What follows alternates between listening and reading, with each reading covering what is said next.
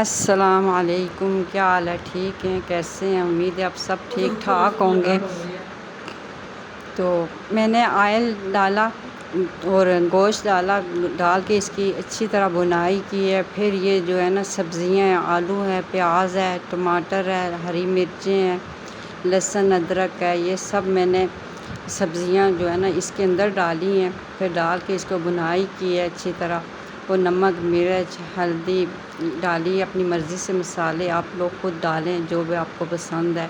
दम पोख में सादा सा होता है, साबुत आलू डाले जाते हैं, तो प्याज भी साबुत डाला जाता है। फिर इसके बाद मैंने कुकर में चढ़ा दी है। कुकर की सीटी बजने के बाद 2-3 सीटियाँ बजी, अंदाज़े से देख लेना कितनी देर में ये पक जाएगा, कैसा गोश्त है। उसके बाद फिर आपने जो है ना फिर दम पे से खोल के चेक करना है कैसा ये बना है।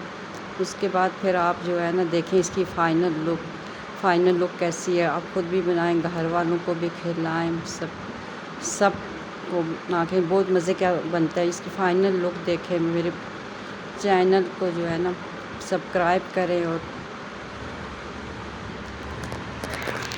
मेरे चैनल को सब्सक्राइब करें और अपने घर में जो है ना ज़रूर बना कर खाएँ, ट्राई करें और कमेंट में मुझे ज़रूर बताएं। ठीक है, ओके, अल्लाह हाफ़िज़।